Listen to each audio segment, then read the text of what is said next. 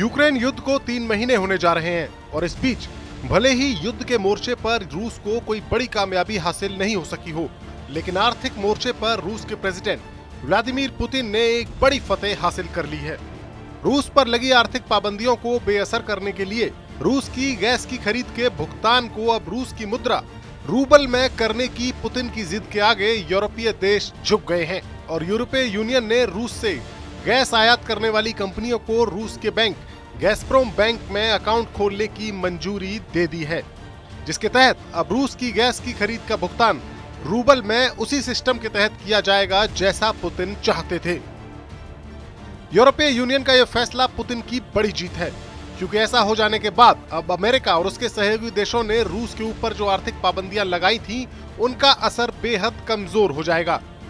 दरअसल 24 फरवरी को रूस के यूक्रेन पर हमले के बाद अमेरिका और उसकी अगुवाई वाले संगठन नेटो ने इस जंग में सीधे तौर पर न उतरते हुए रूस पर आर्थिक प्रहार करने का फैसला किया था और इस फैसले के तहत रूस की इकोनॉमी की कमर तोड़ने के लिए कई बड़ी आर्थिक पाबंदियां लगाई गई थी। रूस को भुगतान के इंटरनेशनल सिस्टम स्विफ्ट से बाहर कर दिया गया था। दावे किए गए थे कि ऐसा करने से रूस की कमाई का एक बड़ा हिस्सा यानी उसके तेल और गैस की बिक्री पर बुरा असर पड़ेगा,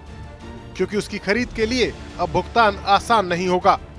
लेकिन बाइडेन के इस दाव का पुतिन ने ऐसा जवाब दिया जिसने अमेरिका का पूरा खेल ही बिगाड़ दिया। पुतिन ने आदेश दिया कि अब रूस की गैस की सप्लाई उन्हीं देशों को की जाएगी जो उसका भुगतान रूस की मुद्रा यानी रूबल में करेंगे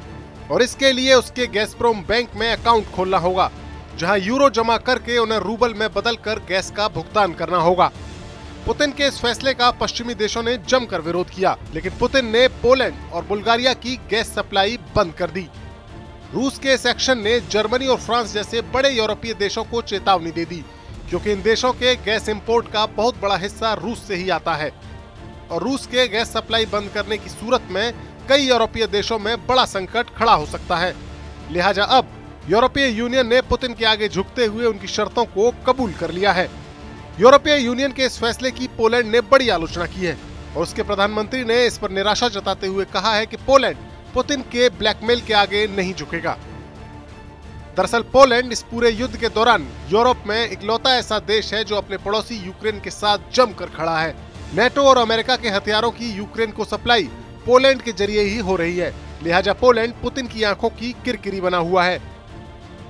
लेकिन यूरोप के बाकी देशों के इस फैसले के बाद पुतिन की पोजीशन काफी मजबूत हो गई है और रूस की इकोनॉमी को तोड़ने के अमेरिका के मंसूबों को तगड़ा झटका लगा है।